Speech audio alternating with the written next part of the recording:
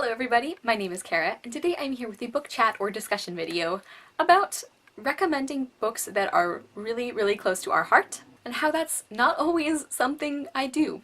So first off, I want to mention my very good friend Allie from Allie and Books did a discussion video that overlaps with some of what I'm going to talk about. I think hers was more on like how to handle it when people like hate your favorite books and just like basically getting over it, kind of clicking out of the video, just kind of curating your internet space. And I think she talked about a lot of great things in that video. I will definitely link that down below.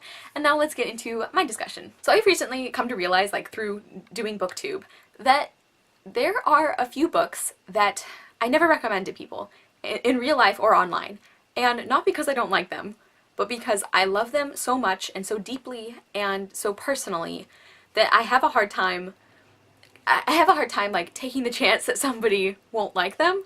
And that sounds ridiculous when you think about the fact that BookTube is a place for recommendations, you know? So it sounds really stupid to say that I have a couple that I just don't. Like, I just don't recommend them. Like, that sounds like kind of a personal weakness situation. And first I want to point out that there's not, like, this is not like all of my favorite books or anything like that. Like, there's only maybe 2 or 3. So it's not just any book I love I hesitate to recommend to people. It's more like there are a few books that I have a very personal connection to, or a very intense connection to, that it's a little harder for me to recommend. So one that comes to mind is The Book Thief by Markus Zusak. And I love that book, and I think I have mentioned it a few times on this channel for like tag questions or when I'm talking about books that had a real impact on me. But I don't think I've ever actually included it in a recommendations video or mentioned it as like, everyone needs to read this book. And that's for a couple of reasons. One is like, it's so popular. Like, if you want to read that book, you already know about it, I think, at this point. And if you don't want to read it, it's a very polarizing book, so I don't necessarily think I'm the one who can convince you to read it if you don't think you're gonna like it. Because it is a very, like, hit or miss book. There are a lot of things about it that really work for a lot of people and that really don't for a lot of other people. And I was just thinking the other day how that is a book that is so important to me that I don't want to talk about it. Almost like it's a very personal experience. And actually, I have a really good friend who I know in real life, and actually for the longest time I hadn't talked about that book with her, even though I had read it recently and it's obviously one of my favorites, and she reads too, so like we have talked about books before.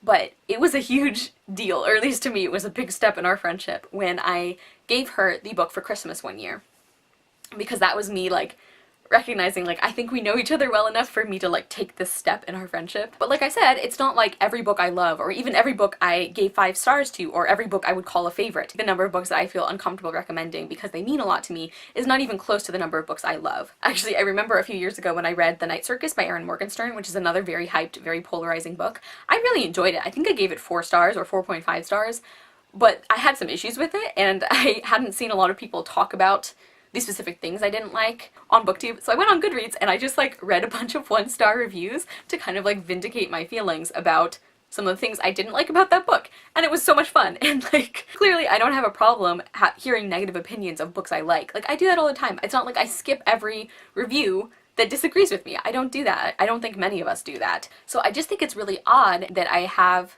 a couple books that I'm not willing to do that with. And this kind of goes along with what Allie was saying about like curating your space. Like, she mentions that she was watching like somebody like just really rip into like her favorite book of hers that like really meant something to her, and she just clicked out of the video. Like, she just like stopped watching that part, and that's totally fine. Like, that's a smart thing to do. That's a great way to handle it, is just like knowing when you don't feel like listening to someone trash something is, I think, a very valuable skill, especially on BookTube, where it's a community that's very focused on reactions and opinions and like disagreement in a good way.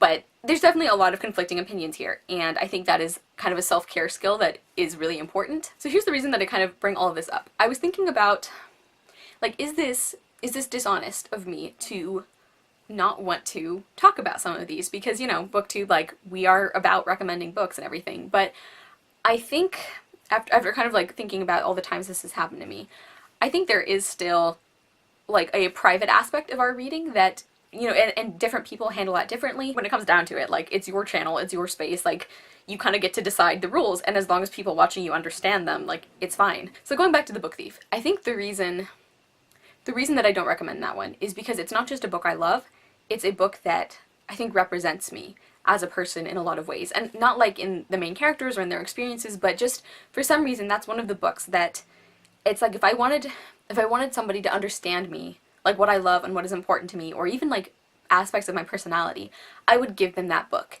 And so to give it to somebody and to have them hate it, or to even be completely indifferent to it, that would hurt, not because, oh, I recommended this book and you didn't like it, but because it feels like by giving them a very personal book to me, and then having them not like that, it's like, maybe you wouldn't like me. And I know that that doesn't really make sense, and actually, me and my very good friend Rocky from Blonde with a Book, the other day on Twitter, we were having a conversation about Avatar: The Last Airbender, and there's one character in particular that we really disagree on. I really don't like, and Rocky really loves them, and like really sees herself in that character. And we talked about that, because I didn't know that she really liked this character before I started, like complaining about them or talking about them. And the whole time we were talking, never once did I think, oh, well that makes Rocky like less of a good friend, or like I like Rocky less because of her differing opinion on this character. Like that never occurred to me at all.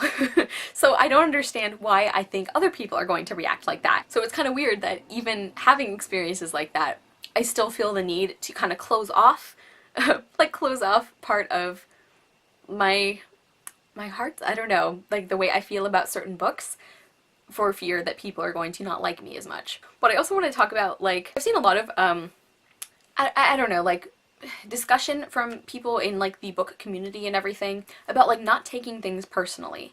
And I think this comes up a lot with, like, disclaimers and stuff, where it's like, just because I hate this book doesn't mean I judge anyone who really loves it. And I think that is, like, very important, and I am wholeheartedly in agreement. Like, I think the need for disclaimers is kind of annoying, you know, like we feel this pressure to reassure everyone that we're not gonna stop respecting their opinion or stop liking them if we disagree on a book. I think that is definitely a valid conversation to have.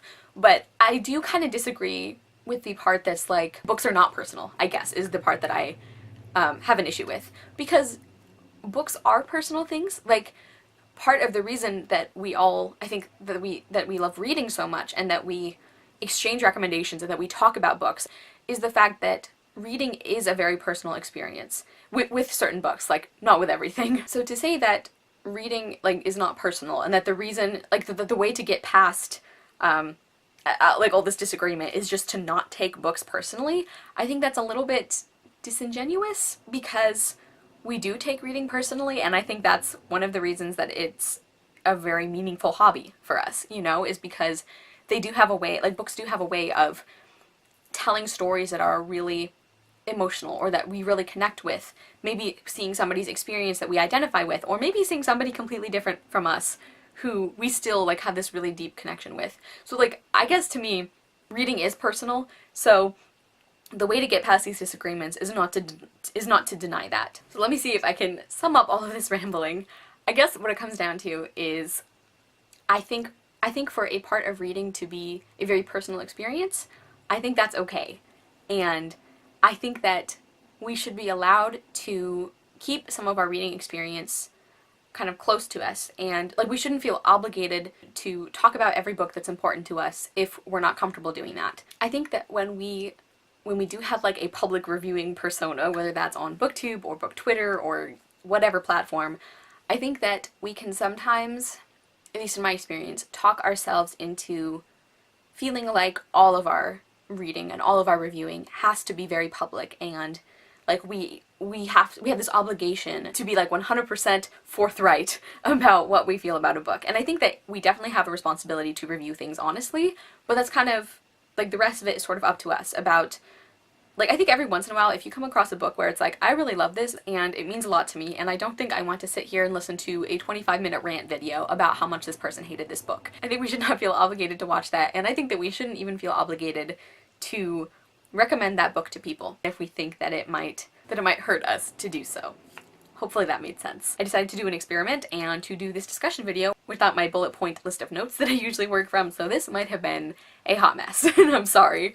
Please let me know if you guys have any books that you'd feel like this about. Like, is there anything that is such an important story to you that you avoid talking about it, or that you avoid recommending it in the same way that you do other books? I would be really curious to hear that, if you feel comfortable sharing, because as I've kind of talked about in this video, it's okay if we don't always feel comfortable sharing that. Thank you guys so much for watching. I will see you soon with another video, and I hope you love the next book you read. Bye!